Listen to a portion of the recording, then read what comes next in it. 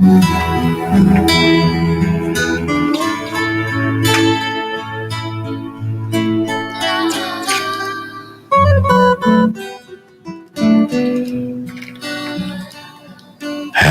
Sunday morning to you all. It's time for Lisa's Changing Perceptions with Lisa Efflandt brought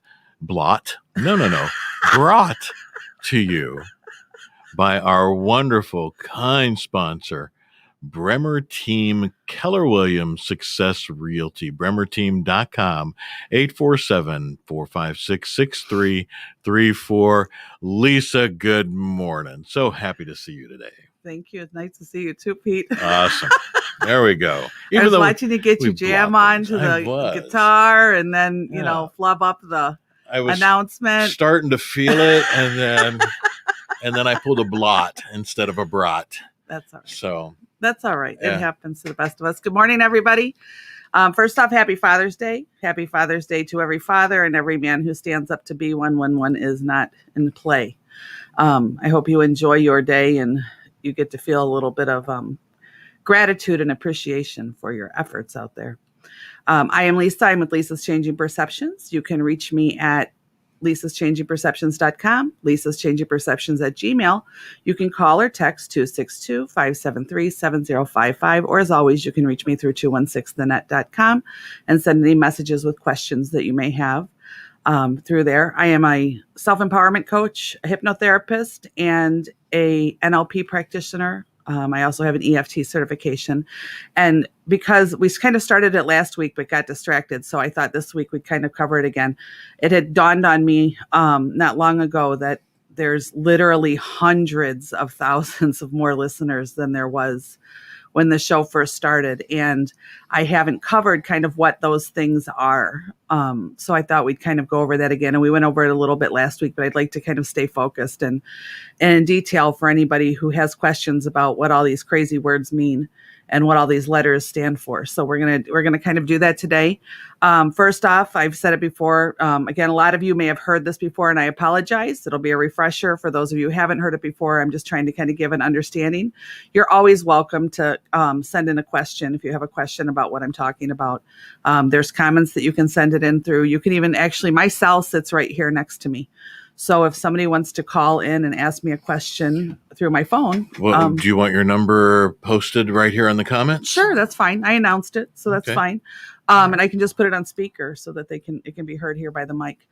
So if you choose to do that, people are kind of shy about talking about this, and I get it. Because it's funny, I'll get a lot of private message questions on Facebook or emails and what have you, but people are uncomfortable asking on the air, and I understand that. Here, for the record, if you choose to kind of take a deep breath and call in with a question, you are not going to be required to give your full name. I'd like to know your first name so I know who I'm talking to, but you don't have to announce who you are. And your private business doesn't have to be known by the world, but you can call in and ask your question and feel free and feel safe to do that. If not, of course, emails and messages are always appropriate and fine, and I'll be happy to answer them. But I'm hoping a lot of those questions get answered today with this conversation. And if they don't, fill me in on what I missed and I'll be happy to. I guess we'll start from the top of the list, self-empowerment coach. Why do I call myself a self-empowerment coach? Many people still refer to me as a life coach or, refer to me what I do as life coaching. I refer to it as self-empowerment coaching because I do not believe I can coach you in your life. I didn't live it, but I can help to empower you to live it with other choices and other options. I've learned tools and have an understanding of how a lot of this works. So I consider myself a self-empowerment coach because it's not my job to tell you how to live your life, but it's my choice and my desire, my passion, whatever word you want to do, to help people have more choices, more understanding, and even more so, more self-understanding and self-forgiveness in order to be able to move forward a little bit different. Many of us deal with a lot of anger, which I've said before, anger is the cover-up to hurt and fear. Mm-hmm. And underneath the hurt and fear is usually guilt and shame. So I help you with the shovel to kind of dig down into that hole and pull that stuff out. I've always said that, not that we shouldn't think positive. We should think positive. We should look at the positive side, but by ignoring the negative side, we just remain buried. So Things don't have to be negative. Sometimes that's why I call it changing perceptions. Sometimes we can look at it from a different perception and we can absorb it a different way, so that it's more livable and tolerable. Sometimes just saying, smile, smile, smile, rainbows, butterflies, happy, happy, and just saying that over and over again is kind of like pulling the head off the dandelion. It's going to grow back. It's going to keep growing back, and then you got to keep pulling it off. Or we can reach down there and pull the whole root out, and so that you don't have to worry about the dandelion again. Yeah. It's gone for good. So it's kind of the difference between those two things. So that's covering self-empowerment coaching. I'm going to get into hypnotherapy last because that's actually the longest discussion. EFT, which is emotional freedom technique. Many people know it as tapping. What it is, and I'm going to be straight up that when I had to take this class in college, I am diplomaed in what I do, and I do have specialty certifications. When I had to take EFT in college as part of my requirements, I thought, this is so stupid. This is so stupid, but I have to do it because it's part of my diploma requirements. And I took the class and I had a different understanding of it. And it's funny because the instructor that taught the class was my least favorite instructor too. But she taught it in a way that I really understood it. And it kind of changed my perception of her, I guess, as part of it. There's nothing wrong with her. She's very nice, but she's just not my style of person or personality. So okay. I struggled with her in there. She's she's a genuinely nice person. We just had an energy thing that didn't seem to fit. But EFT with the emotional freedom technique, the reason tapping is effective, and I've used it now with clients for a long time, and it is genuinely effective, is that our body has an electrical system within it. It's what EKG machines and what have you read. So we have an electrical currents that are throughout our body. And what happens is when there's a trauma, either a significant trauma or repeated traumas that are of the similar nature, the first thing that happens when something happens to us and we don't even think about it, it's an unconscious response, is we go, and we gasp and we kind of jolt our body. Well, when that happens, that jolts that electrical system as well. That electrical system is that feeling that runs through you, that sensation that runs through you. And there can be cases and oftentimes where if it's significant enough or repeated enough that system actually jars. So when it's a really dramatic trauma and that system locks like that, what happens is that your body then responds in the future in the same response that it did at the moment of trauma when anything near it comes. So that's what we call triggers, when something triggers something. So when anything comes near that level of energy or that topic or makes you think of it by, again, triggering that topic, your body responds in that way, which causes that tension and that jolt and that discomfort. Some people even describe it, that is a huge feeling of anxiety when that energy stops. It's an overreaction of your electrical system like that. And it's that feeling of wanting to crawl out of your skin and that, discomfort. So that's the electrical system being jarred. And there's different meridians in the body that by tapping them as you talk about the incident and talk about how you feel basically. You can even talk about, it makes me angry that I have anxiety, or it makes me angry that this happened. And you let your truth out as you're tapping. What happens is your brain and your body start to respond with, oh, okay, I'm allowed to flow this energy. I don't have to respond this way anymore. I can flow this energy as we talk about this, and we take away that sensation, that physical sensation, by getting the electrical current. And there's just specific meridians that you tap. So again, I am admitting up front, for any of you who say tapping is horse crap, I thought exactly the same thing when I had to take the class, but I have found it to be very effective, especially with PTSD. It sounds weird. Yeah. I mean, it just does. And I tell people when we do it, like, this is going to make you uncomfortable, but I'm going to do it with you so that you're less uncomfortable. When I stand and I tap with them while they're talking so that it's more comfortable, and to show them what to do. It's very, very effective with PTSD. Many people use this with PTSD veterans when they talk about incidences that they struggle with, and that memories and recall, when that's coming through. So that's EFT. For those of you who didn't understand, again, if it's a stretch for you, I get it. It was a stretch for me too. And I'm pretty woo-woo and open-minded, and it was still a stretch for me. So I get it. But that's what the EFT is. I do have a specialty certification in it. I took an advanced course in it. And I have found it to be very, very, very effective for that. So anybody wants to look it up and research it, that's fine. NLP, neuro-linguistic programming. Neuro-linguistic programming is interesting because I took it. I have a double certification in it. And I took it because I found there were so many people uncomfortable with hypnosis. People can be uncomfortable for hypnosis for multiple reasons. First off, I will repeat, as I repeat a million times, I will never make you bark like a dog or dance like a chicken. That is a totally different type of hypnosis. That is stage hypnosis. And yes, in college, they actually did have a class in it, but I did not take it. I have zero desire to make you bark like a dog or dance like a chicken. My life's passion is not to control people. It's to help people. And in truth, what people don't realize about stage hypnosis is that is a specific personality type. We all have, there's different personality types, different brain acceptances, the way our brain accepts words and views. And that's a specific personality type. They know, people who do it for a living know what to look for in an audience as far as responses, facial gestures. You know, they know how to read the person. And there are always plants in case they don't have enough of them, because it's not a common personality type. So it's not the high percentage of personality type. So no, I will not make you do that. But there are people that maybe have been in abuse and control situations, or just control situations, or in recovery. People that struggle with hypnosis because they finally are in their life, are starting to feel empowered again, and that nobody's ever going to control them again. And the thought of hypnosis in their mind temporarily, hopefully, because hopefully we build a rapport and that changes, but is that they're handing me their control that they fought so hard to get back. So they really struggle with the idea of hypnosis, because to them it's handing someone else their mind. Yeah. And the truth is hypnosis is you are in control. And I'm going to explain that when I get to hypnotherapy in a minute. But that's the reason I went for NLP, is for the people who were uncomfortable with that. And also there's people who struggle with traumas and situations that maybe they're ashamed to tell. They're too embarrassed to tell. They're afraid they'll be judged by telling. But it doesn't mean that it affects them any less. In many cases, it affects them more because they're keeping it so hidden, you know, the hidden, deep, dark secret kind of thing.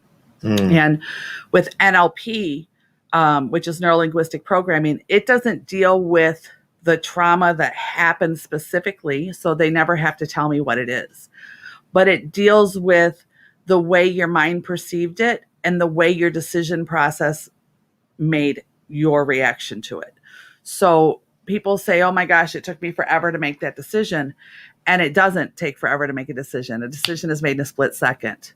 It may take a long time to come to the decision. It may take a lot of thought process to get to that place, but the actual decision is made in an instant.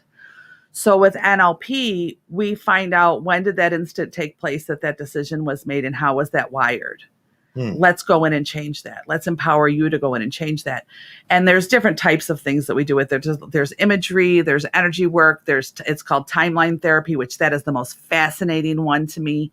But there's different techniques that you use that allow the person unconsciously, in their unconscious mind and their conscious mind, to work together to go back to the moment in time when the decision took place, the decision that's how you saw it, the decision that was truth took place.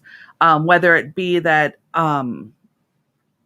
you decided that you were never going to be good enough unless you had XYZ. And so you've been fighting your whole life to get that because that's the proof, or, you know, whatever. We all have these weird little decisions that we've made in our life. But the truth is we did the best we could with what we had in the moment. But now, as years have gone by in education and knowledge and learning and life and, you know, experiences and what have you have taken place, those decisions, if you looked back on it, we would change. And NLP allows us to go back and actually do just that.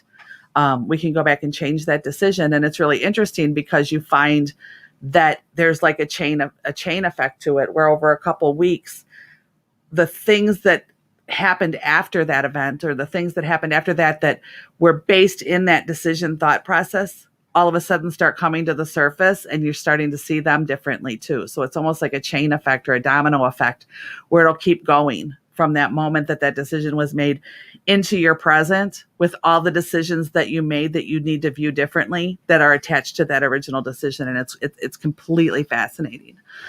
So that's NLP. With NLP, you do not have to tell me your scary darkness if you don't choose to. I will tell you, this is going to sound arrogant, but it's very true. I am probably the least judgmental person in my office that you'll ever find. I don't do this work because I feel like I found some superior way to live and I want to share it with the world. I do this work because I found what I feel to be a superior way to heal from a whole lot of screwed up mess. And I would like to share it with people because it does help and it makes a difference. And I do feel like there's a big chunk of society and a big chunk of issues that are getting swept under the rug, so to speak. And I run into a lot of people that have what I view as unneeded suffering, just because this thing that I do is a little bit weird and maybe people don't really understand it. I have clients that I've seen the effectiveness of it with. I see the effectiveness of it with myself. I do practice my own things. And a few weeks ago, I don't even know if a couple months ago, I guess it was now, but I even went to my own instructor, one of my instructors of my classes, and said, I'm kind of stuck and struggling with some things in my own life. Can you work with me? So I reached out for the same thing. It's not that I don't do what he does, but as we all know, sometimes it's easier when we have somebody else helping us guide through something difficult versus doing it just on our own. So I went to him for help. Yeah. So that's NLP. Any other questions about NLP? Because I know it's probably the least heard of all of it. I find it to be fascinating. I find it to be effective. And in many cases, or most cases, it's instant. It's like they leave the office going, oh my God, I can't believe that that's how I saw that. And that's not right. And just realizing that and going, oh my gosh, I can't believe that I did that. And now I don't. Your whole world, just like you just unfolded a whole new map. Yeah. To follow. So I find it fascinating. I'm not ignoring anybody, right? No, not at all. No, people are listening intently. Last thing we're going to get into is the hypnotherapy, because that seems to be the one that it's probably the most recognized and known, but the most confusing, like that is least understood. So hypnotherapy. Am I a therapist? Technically, no, because I don't have a psychology degree. Why do they call it hypnotherapy? Because it's hypnosis that helps you therapeutically. Yeah. That does not make me a hypnotherapist, meaning a therapist, psychology therapist. First off, hypnosis. What is hypnosis? Hypnosis is accepting a temporary reality, an alternate reality for a temporary period of time. Our mind, our unconscious mind, does not know the difference between imagery and real. Go ahead. Okay. Actually, good morning, Shayna. Hi, Shayna. Shayna says, good morning, Lisa. And then she asks, are there people that you know who aren't likely to respond to NLP? I'm going to let you answer that question because I've got my own response to that. Go ahead. Anybody who's not open to it is not going to respond to NLP. NLP can be effective for anyone because of how it works, because it is so non-invasive, meaning people aren't required to have the strength and vulnerability to bring out something they're afraid to bring out. They can keep it internal and we can still work with it. So no, the only way, at least my experience or my guess, and who knows, when I'm still doing this for 20 years, I might have a different answer. But for right now, the only people who would be non-responsive to NLP would be people who are not open to be responsive to NLP, as with anything else. And for me, it depends, because I actually learned about and got involved and did a lot with NLP back in the late 90s. But more so from a communication style. Right. That's why I'm double certified. I did one in that aspect of sales, communication, that kind of thing. Yeah. And then I did the therapeutic response one too. That's why I'm double certified. So when you ask me if I'm going to answer that question, I would say NLP essentially works with anyone and everyone if you understand how they're absorbing and then disseminating information. If you understand their communication process, whether they're auditory, visual, kinesthetic, meaning emotional, and then if you speak in that language, if you use words that are key elements to giving information or sending information that's either visual, auditory, or emotional, then it's going to work. And you'll be amazed if you come in contact with somebody or been in contact with somebody who communication just has not been happening, like effective understanding, comprehension hasn't been happening. And then you discover to listen for their keywords. You're saying listening, not just being an auditory with it, but listening to how they talk. and the words they use when they describe things, then you go, right. Aha. Well, now they've even determined, and it's part of what we learned, that you can even determine it based on eye movement. Yeah. Oh, true. Yeah. You know, which direction left, their eyes right, going, left, right, down. up, down, right, exactly. And it'll show you. So those are things when I sit and look at somebody and I talk to them and I'm really watching them speak and hearing them speak, I'm hearing more than their story. So when people think I'm listening intently to judge their story, I'm actually just listening to the story, but I'm also watching, where are your eyes moving? How is your body moving? Where are you twitching? What words and terminology are you using? How are you phrasing something so I can see your perception? So there's a lot more to it than I'm just sitting behind the desk here in your story and going, okay, let's do this. Yeah. There's a whole analysis going on that you have no idea. And you essentially, I think in a way you just answered Shayna's next question, which is there one modality you use that would be most beneficial to people in recovery, in your opinion? No, there's not one modality that's most effective for any human being. Each person is individual. They're individual on the way they perceive life. They're individual on the way they perceive language. They're individual on the way they perceive body language of mine. The way I physically respond or move or sit to somebody else could be something that's totally not. It's a misconception of what it is. They may find it as a challenge or a dominance or, whatever, or they may find it that they've seen a weakness within me that they'll use to manipulate. I've had people try and manipulate me in the office. I usually giggle and call them on it, but I mean, when you're trying to avoid your stuff, you're trying to avoid your stuff. Right. Like that's just the reality. Yeah. So no, I don't have a one modality anything. If you want to say I have one modality, my one modality is the belief that everybody can feel better and that there's hope for any. I live with the belief that as long as you're breathing, there's hope. I can't pour it down your throat, but when you see a spark of it, I can help make the flame brighter. That's it. That's the only modality I guess I would use for everybody. But everybody's different. So you can't. Part of my personal belief, which this will get some backfire and it's probably worth about as much as my signature on a piece of paper, but I suppose what else is on that paper? Is there a check with like a lot of zeros on it? Yeah, it wouldn't be any good. So it's still about the same. We're still about the same value if we got a check with a whole lot of zeros on it. Is that part of what's happening in the world and in society now as far as mental illness, recovery, anxiety, whatever words you want to use, because everything has a new flipping title now. I was just talking to somebody about that yesterday. I'm like, let's just give everything a title so that it's justified instead of focused on and healed and looked at. Let's give it a title that the insurance company will cover.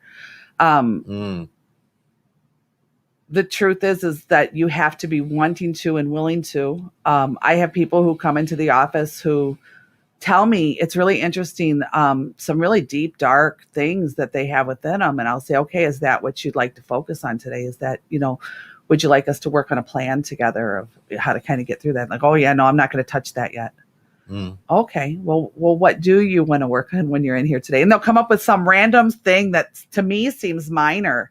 But to them, it's important. So to me, then there's my modality. The modality can't be what I view as important to the problem. Even if somebody comes into the office and they're talking to me and I can see the root, I can see the core of the root, I can see it down in there. If they can't see it yet or are unwilling to look at it and close their eyes whenever they get near it, it is pointless for me to bring it up. It is pointless for me to address it. You have to allow people to process and do what they can as they're doing it. Now, if I've got somebody who's been doing a lot of work, and I've had some challenging people who has been doing a lot of work, and I know that they're ready to go there, and it's just a fear, but they know they're ready to go. I know they're ready to go. They've done a lot of stuff already, and it's just a fear. I'll push a little bit. Will I force or brutalize? Absolutely not. Because you know what I cause? I cause me to be their next traumatizer. Yeah. I'm of no use then. But right. I will kind of try and push and nudge them outside their box, push them outside the box. How do I do that? It depends on the person. The same way with the NLP. It depends on the person. Some people, you're blunt and straightforward. I got called a ball buster in my office one day. And it was by a very dominant, outspoken, large man. And he had been doing really well and he didn't want to go there. And so he started with what had worked in the past, which I don't judge. It's what's worked in the past. That's where our brain will go. What has worked in the past to get me out of this? This is what I'm going to do. And truthfully, I just looked at him and said, okay, this is your hour. You're paying me to be here for an hour. It is genuinely your hour, but I need to make sure we're both on the same page. Do you agree? And he said, yes. I said, okay, so are you paying me to listen to your bullshit and pretend it's true? Or are we going to actually work on it? Do you want me to call you on it? Please let me know where I stand so I know what I'm doing today. And he said, you're an effing ball buster. And I said, well, you're not the first nor probably the last person that's ever going to say that to me, but nice deflection.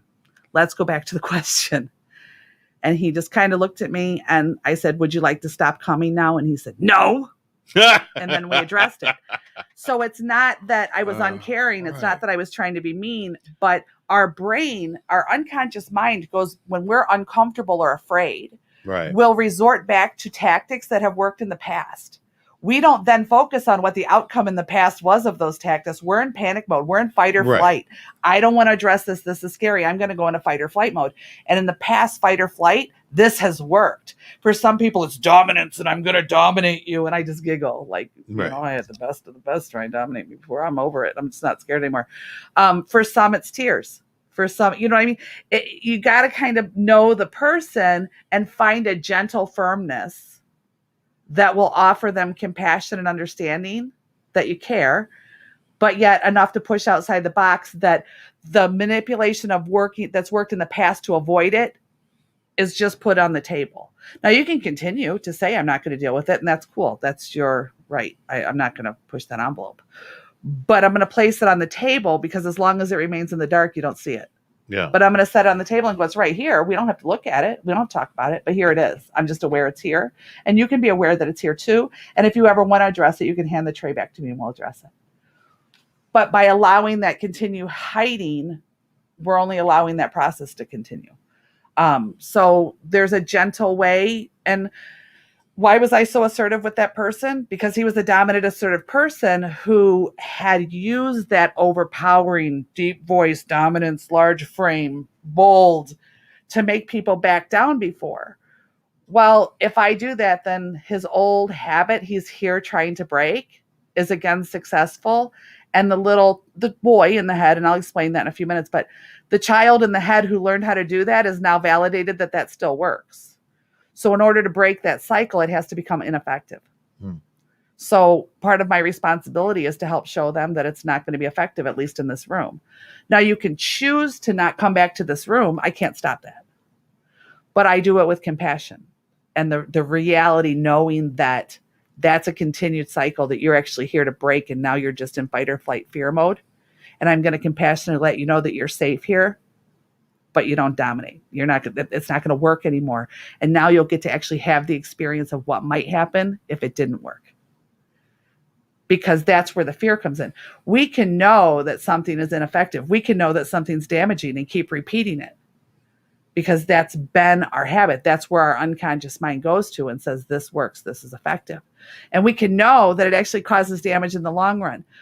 But knowing that in the moment you're in that triggered fight or flight mechanism, you don't give a shit about the outcome. You give a shit about this second right now that you want out of. You know, that's it. That's where your mind goes. And the only difference is I actually have a true understanding of that and a compassion that that's what's happening. So I just kind of pull the rope back and go, okay, we can run, but we're going to come back here. And then you have the option, but to force you to consciously see and make the choice of the option, even if they choose in that moment not to, that's a seed planted for later that they're going to think about. Does that make sense? So that seed can grow later in their own way. But if I allow that old behavior that they've come in to try and change to work, then they're only being validated that that's effective. Yeah. And they came to me because they want to change those things that they found effective that are damaging. Right. You're just lending to the insanity, so to speak. Because it's you're doing the same thing over and over again, expecting different results. Yeah, you're feeding the demon. And I do it with compassion. Even at the school with the kids, there were people who came in and said, how do you break through to some of these kids that nobody else has ever broke through to? Like that, they've come in and I had them saying please and thank you and signing out to go to the washroom and cleaning their desk and their computer at the end of the day and turning in old homework. And I didn't scream and yell. I obviously didn't lay a hand on anybody. It wasn't that.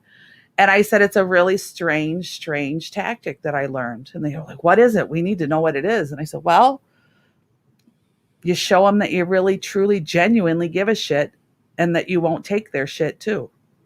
Yeah. And as soon as you hand them that mix and they respect that it's truth, you can't throw that out there and then not back it up, because then they know you're just another one of those people blowing smoke, right? So were there times I had to challenge them? Absolutely. But once I did that and they realized she actually does care, she does forgive me for my mistakes, and she does understand that I'm struggling, and she actually does care if I do better, I'm going to trust and respect her. And it worked, and it was effective. Parents need to do that. The lack of follow through. My husband was one of those. My husband would tell my kids, okay, you're grounded. You're grounded for a month with no TV, no phone, no anything. And I would just look at him like, you're not going to follow through with that. Why are you saying that? Like, why would you do that? And then they found truth. My kids knew, and my husband was great. So everybody knows I talk about my husband great. But when my kids got punished by him, they kind of giggled and knew, well, it's over in an hour. But then when I said it, it was big eyes and like, this is the punishment. This is what you're going to do. And I did not ground, because to me that was punishing me and I didn't do anything wrong. Right. Yeah. Now, Shayna says, with love, I needed a nap after my appointment with you. Meaning you, Lisa. Kind of like the dentist. Definitely not a spa day, but very beneficial and well worth the discomfort of being seen. So there you go. Well, and that's two points of view, because it can be resistance is exhausting. Mm-hmm. But also hypnosis is relaxing. So if you've gone from a high stress, nervous, resistant, I don't want to look at this, I don't want to do this thing, and we've accomplished making you into a hypnotic, relaxed state, of course your body goes, oh. And then you kind of stay in that laggy. People describe it as feeling like a rubber band, yeah. That kind of laggy thing. So some people are exhausted, some people are invigorated. It's all, again, a personal thing. And what are we dealing with? And how are you accepting of it? How open are you to it? How much of it did you realize before you came in here? How much came to the surface in here that you had no clue? Every single session is personalized and different, because every single person is personalized and different. That's just kind of how it works. What is hypnosis? What is hypnosis like? And why are you in control? The best description I learned in school was the clearest, so I still use it.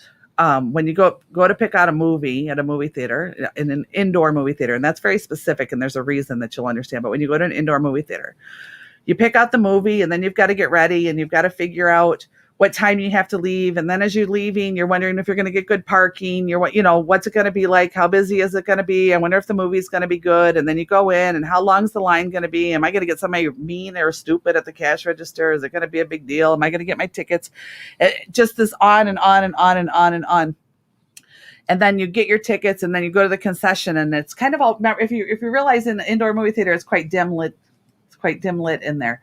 But then the concessions have those bright flashing lights and popcorn signs, and then the prices are shocking, and you go buy those things, and then you're wondering, am I going to get the seat that I want? Am I going to have to scoot in front of other people? Am I going to get next to somebody with their phone or they're talking? All these things are in our head. And then we get into the movie theater and we sit down in the seat, and we're like, okay, fine, I got my seat, I'm settled in here. And then all of a sudden, boom, the sound comes on and the trailers come on and the lights start flashing after you were in this dark room, and all these things start happening. And then all of a sudden the movie starts, and you kind of go, whew, and you sink into it. And within a short period of time, it's almost like you're within the movie. Like it's a part of you. You're there, you're in it. Now, if Pete and I go to the movie, I can go, hey, Pete, did you see that? And he's going, oh, yeah, I saw that. And he still has that feeling of being in the movie and a part of the movie, but yet he's in control. He can get up and go to the bathroom. He can get up and go get more popcorn. He can whisper something to me, but he's still within that movie. It's still that feeling and that sensation. And movie theaters do that on purpose, because that is a hypnotic state, offering a different reality for a temporary period of time. That's why you feel like you're in that movie, is it goes into that hypnotic state. And the reason it goes into that hypnotic state is all those thought processes that you go through are message units. And our brain can only handle so many message units at a time. So not only is it the thought that you go through, but you have to understand that every light that flashes, every human that you see, every voice that you hear, every wall that you see, the cash register, the dollar sign, your wallet, every single thing that your eyes see, and there's millions per second things that you see, are all also a message unit. So your brain is busy absorbing, choosing, discarding, blocking. It's making all these decisions that you don't even realize it, while your conscious mind is saying, what seed am I going to get? So it gets overloaded with message units. And when you get overloaded with message units, your brain will put you into a hypnotic state because it needs to drop those, needs to release those and let those go. Just like if somebody's had a really rough day, or it's a lot on their mind, or a lot occurred during the day, they come home and they collapse in a chair and stare at a TV, and an hour later they didn't even realize what they were watching because their brain went into that hypnotic state. And I don't explain it nor justify it, nor do I recommend doing hypnosis while you drive. But people have driven and gotten to work. People have driven and gotten to work and then forgotten about the trip. Yeah. Like, I don't even know how I got here. It's like I just left my house. Like, that's happened. Right. Yeah. And I do not recommend hypnosis during driving in any way, shape, or form. But our brain will kind of do that and kind of block out everything when it's overloaded, because you can only handle so many message units. So that's the hypnotic state. At no time can you not say, oh, no, Lisa, I'm not going there. Or, nope, I don't want to do that. Or, yeah, let's do that. And you can even answer me. Some people become incredibly relaxed and they choose that, like, they don't want to talk because they just like feeling their body just let go and everything be clear. But you are in total control. I am never in control of you, nor can I ever make you do anything. And here's the reality. Even a stage hypnotist cannot make a person do something they would not have done consciously awake. So in other words, it has to be a personality trait. Like a type of person that would do that, a silly actor, whatever, a goofy person, somebody. They could not they could not force your unconscious mind to do something it would not have done to consciously. It's not possible. What are the different types of things we do in hypnosis? It's absolutely endless. Past life regressions, those are kind of fun. Inner child work, which I'll get into in a second, which I absolutely love and I find to be one of the most effective things in hypnosis. We do revisualization, the way we see ourselves, because oftentimes many people haven't seen themselves in a really positive state for many years, many years. So we can bring back those realities because they're in your mind. They're in that unconscious mind. The memory is there. Your unconscious mind remembers every second of every moment of every lifetime. So those memories of when you were proud or confident or healthy or, whatever it is that the person's challenging are still in that unconscious mind. But the mind talk and in life and the over talk and the control issues or, whatever it is, stops those from surfacing. So in a hypnotic state, we allow that unconscious mind to unfold a little bit, that map to unfold a little bit. And we can bring those memories that are genuine back up to the surface to revisualize again so they're fresh. And it doesn't seem like a long time ago to our mind anymore. It's a reality of who we are again. And then it has a goal. Because based on what that sensation makes you feel, if that sensation makes you feel good, it makes you feel empowered or energized, like you're going to go towards something, whatever it is, it's now a conscious reality, not that little tiny memory that you have. Now it's resurfaced. It's here. It's in front of you. It's real. You feel it again. You feel the emotions of it again. You feel how it felt again. And now we're energized to go towards it. So it all depends on what we're looking at. I do grief and hypnosis. Many of you know, and if you don't know, I am also an intuitive medium. I know the reality of spirit. And I do grief counseling with hypnosis. And one of the techniques that I use for that is we will go into a deep hypnotic state in the person. We will place the person in an area that oftentimes it's like a park with a tree and a bench, and they'll sit there. And we will call in the spirit of the person that they need to have. I call it the last conversation that they need to air these things to and tell the truth to. Does that always mean it's love? No, it doesn't. There's many people that people have passed and they're angry. So and I hand that to them. They're in a place of all forgiveness now. Allow them to carry that energy. They don't want you to carry that burden forever. So they get to have that last conversation, and it's very real and it's very intense. And I've had people have tears pouring. I don't have to hear the conversation. Sometimes people will say it out loud as they're having it. Sometimes people are just real quiet and I know they're having it and tears will pour, but it's not tears of pain. It's tears of release. It's tears of letting something go. So that's one of the grief techniques. The other technique, and it's one of my favorites, but it's not always appropriate. It depends on the situation, is inner child work. oftentimes when people have had abusive situations in early childhood, many other reasons too, but abuse is one of the big ones that we do it for. And they look back and they say, and they're still as an adult thinking, well, maybe I should have shame. Maybe I deserved it. Maybe, and then it's my job to redescribe how that is. Okay, so if I have a 6-year-old sitting next to you that's been abused, can you please imagine them there? And they'll say, please let them know that it's their fault and that they deserve that. Well, I can't do that. That wouldn't be true. Then why is it true for you? And it's just a matter of breaking that shell a little bit and going that crystal ball that you place this memory into, is it distorted? Are you seeing it, how you need to be seeing it, and kind of breaking that open. And then once that happens, and if we're successful with that, is we'll go in and we'll do inner child work. And it's very similar to the grief work, but we will bring in the spirit of that aged child that's still hurting them. And they will offer them all the love and comfort and support and words and what have you that they needed then to give them that. And again, it's tears and it's this release. And speaking of release, that's a horrible segue, but Denise Maple says, good morning. Good morning, Denise. I don't know why. She's my guest here next week. Oh, well then, hey, good morning. She's my guest here next week. Awesome. Very cool. So the inner child work is incredible. And it's really interesting because, again, they offer the child in themselves, but they actually sit with them. Like, they see them, they experience them sitting there with them, and they let them know, because only you as a person truly knows what you really needed back then that you weren't offered. Somebody to rescue you, somebody to tell you it was going to be okay, somebody to tell you it wasn't your fault, whatever it is. And so you get to offer that part of you as a little person that sits there with you during this.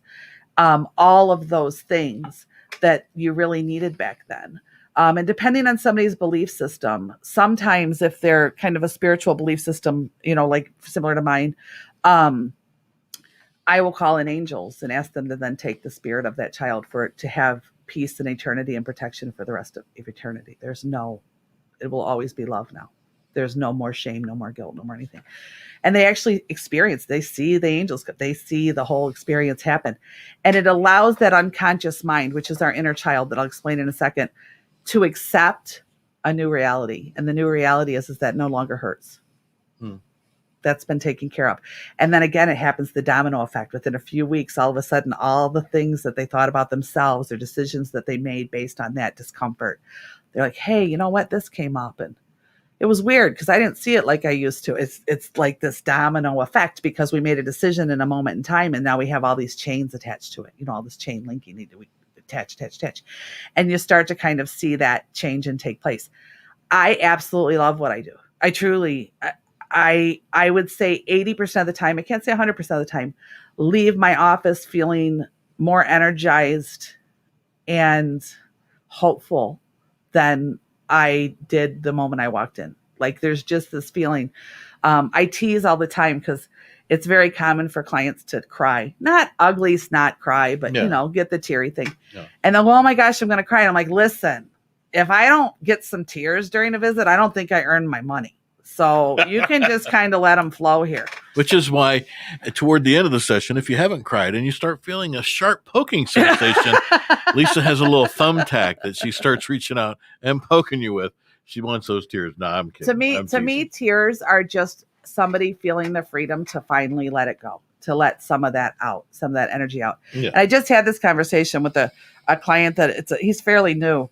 And I'm not going to cry in here. I got it under control. I said, oh, well, good for you. I'm so glad you got it under control. What do you need me for?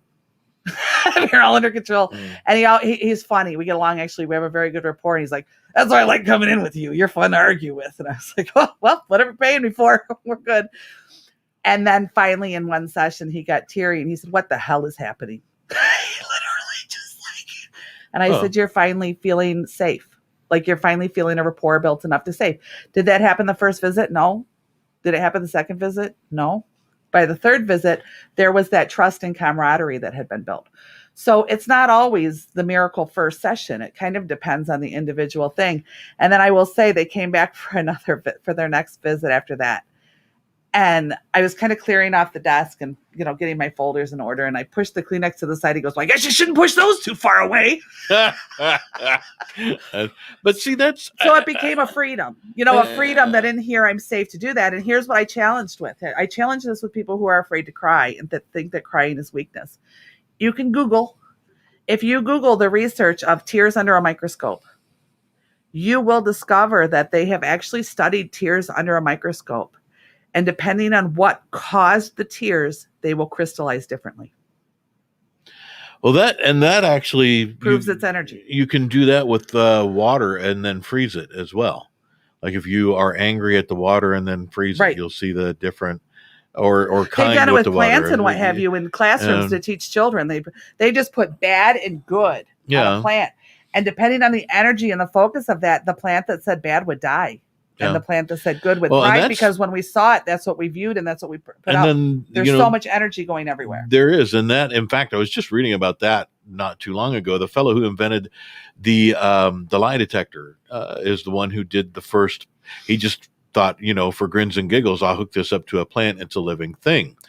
And he got different responses and he published it, put it out. Then a group of scientists and biologists and some colleges followed that up, and they couldn't get any responses.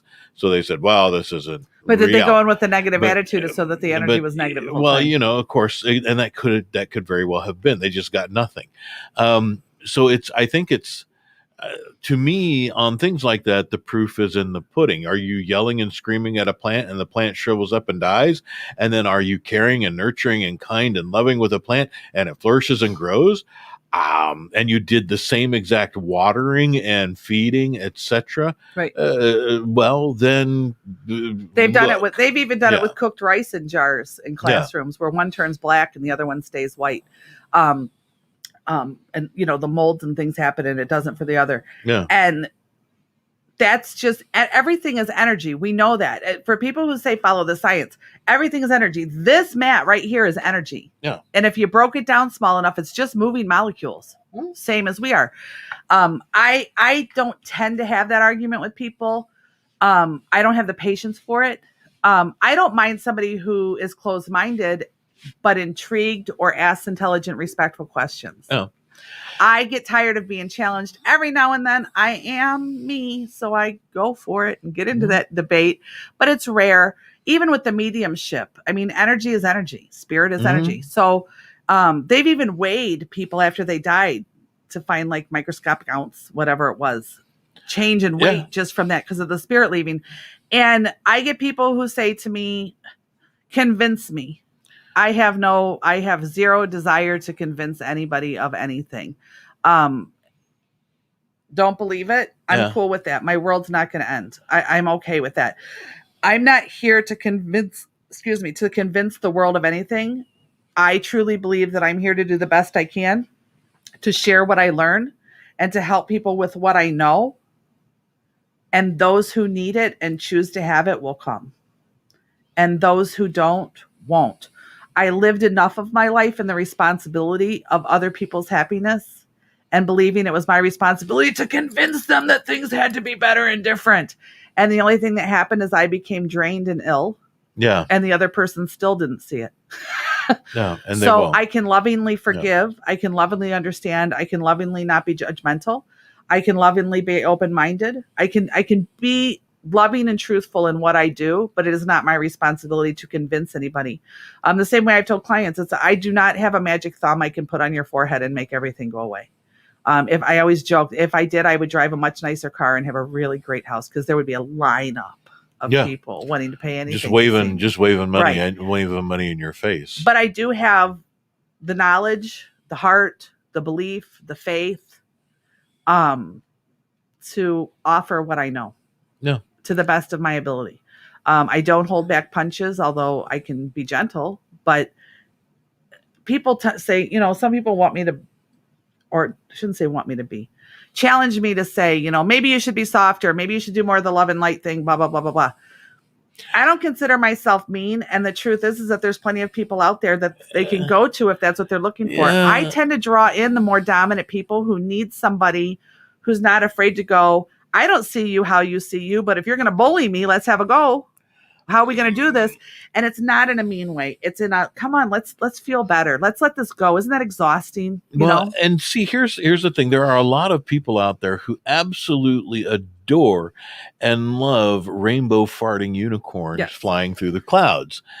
And when I encounter those, in fact, I had made a comment on a post. I don't remember if it was Facebook or LinkedIn or whatever. It's on a video, and just a comment like you see on many, many others on videos when it's about a certain subject, but they spend the first 15 minutes telling you how to reach the company and telling you what everything is about until they finally get to the meat of the subject. I'm like, hey, just for all of those who are coming in for this actually starts at the 14-minute, 30-second mark. That's all I said. Right. And then I get a private message back, and I can't remember if it was LinkedIn or Facebook, or it said, hey, just to let you know, I removed your comment because we found that to be really negative because we want to make sure that everybody's coming in knows how to blah, blah, blah. I'm like, hey, great. Understand where you're coming from. Here's why I said that. And the whole, they're all about absolutely zero conflict. No conflict whatsoever. Okay, I get that. But again, if all you want are, and I always refer to it as that rainbow farting unicorn, if that's what you want, you can get that anywhere. Well, and here's the thing. And again, I do not believe in being negative all the time. I don't actually think I'm negative. I think I'm realistic with it. No, I mean, we all go through our periods. We all go through our spots. I don't think that it's negative either, because in truth, I can say that I become friends with the majority of people that I meet and have good conversation with. I become actual friends with. And people tell me things that they don't tell anybody else, usually, just because there's a comfort or an energy there of it. Yeah. And oftentimes I've been told, no, I'm not afraid to tell you because I know you won't feed me the line. Yeah. In other words, they know when I leave and walk out of the room, they don't have the same concerns that they do in other aspects of their life that, oh, now they're whispering about me. Now they're talking about me. Now they're judging me for what I said. They know in my office, if I felt that way, I would say it right there. There's just no other way around it. But the challenge I put out to that belief system is, if you're honest and you review your life and where you made the most growth, was it when you were smiling or crying? Was it when you were happy or sad?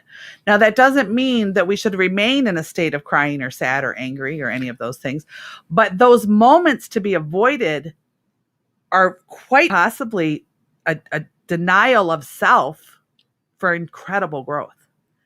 Because if life was always perfect, think about it. If life was great, absolutely perfect, nothing wrong, why the hell would you change your move? So you just stay there standing for the rest of your life in exactly the same spot. So you wouldn't have new experiences. You wouldn't have new growth. You wouldn't have new learning. You wouldn't grow as a person or a spirit. And there are people that do that. Absolutely. And maybe their circumstances actually lend to that. And that's okay. I mean, if life was truly that good, that splendid, that absolutely wonderful for you, why do you have to tell yourself it? Why would you want to move? Well, I have this argument with people because as you know, and those of you who didn't hear, about a month ago, well, I guess it was 2.5 months ago now, but I went through a 4 to 6 week period where all of my days off, I went and sat in the woods and started just pulling up stuff. I had come to a really dark place. I didn't feel like I was moving. I didn't know what to do. I was starting to form a real bad depression. And I go to the woods because it makes me comfortable. So whatever. But I literally, with tears in my eyes, said, God, either bring me home, let me be with my husband and my son, or show me how. But I'm not doing this anymore. This is not the life for me anymore. I'm not feeling this way anymore. I don't know what to do. And I need you to show me. And I started getting visions and memories and what have you. And it was 4 or 5 weeks, every single weekend, and sometimes after work for a little while, I sat there by myself, dredging up. Some was tears, some was bliss, some was pride, some was sadness. I mean, there was just all this whole mix of emotions, and allowing myself to sit in them and finally kind of let them go and let them go and let them go. And I have a girlfriend that I talk to most days. Her name's Sarah. I've talked about her before. And she knew what I was doing. And one morning she said, "Where are you off to this morning early?" I said, "Well, it's my day off. I'm heading in the woods." And she said, "Why don't you choose peace?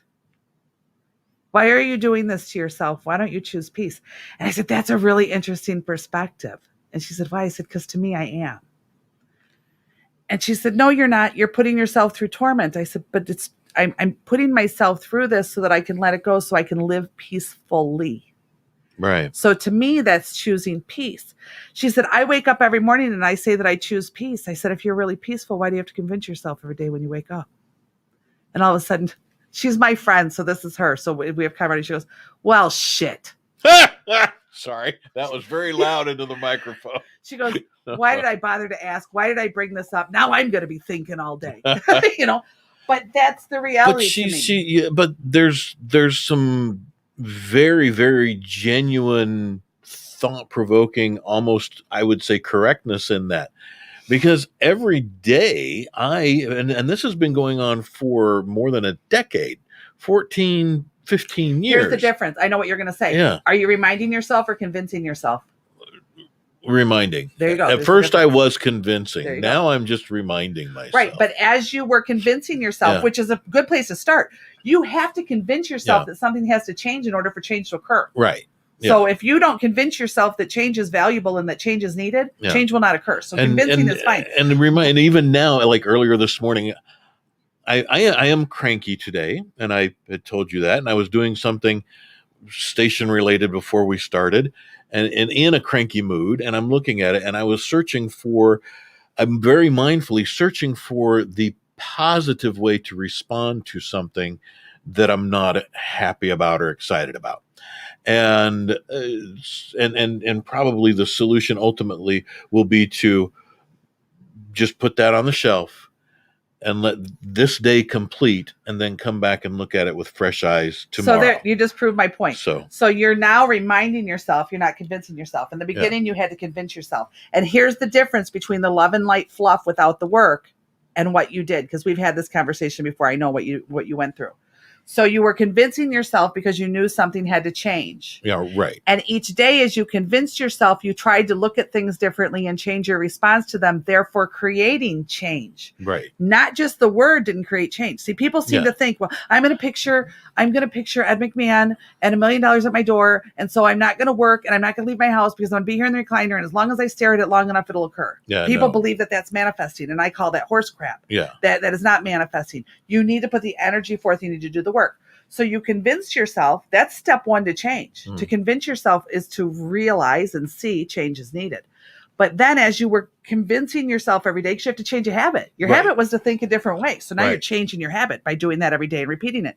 But also while you're doing that convincing, you're changing the way you look at things and being consciously aware of those aspects that you need to see differently. That's how change is created, and you rewire your thinking.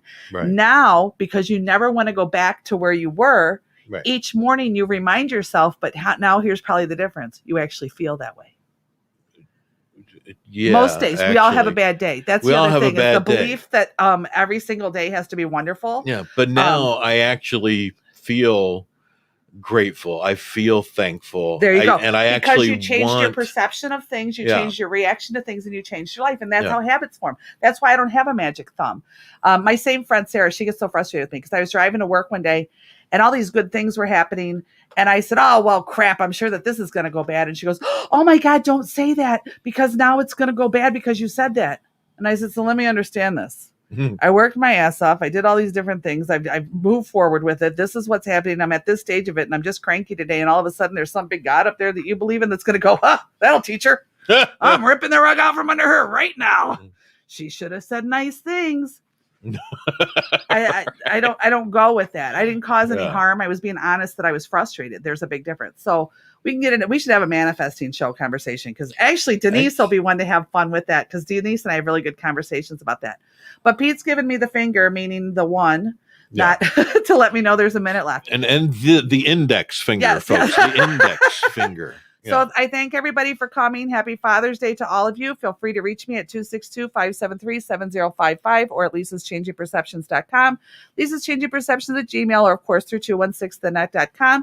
Thank you, thank you, thank you for coming. Enjoy your Father's Day to all fathers, to all people, men who step into the world and play a role where somebody else stepped out. You are equally as important to the world. So thank you all. Awesome.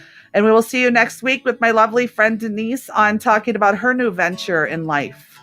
That you'll find very interesting. Probably getting a little bit of the woo woo next week too, because she's a little bit of the woo woo with me. So we'll get into all of that next week. So thank you all for joining. Now I get that awkward 30 seconds where the camera stares at me and I don't say anything.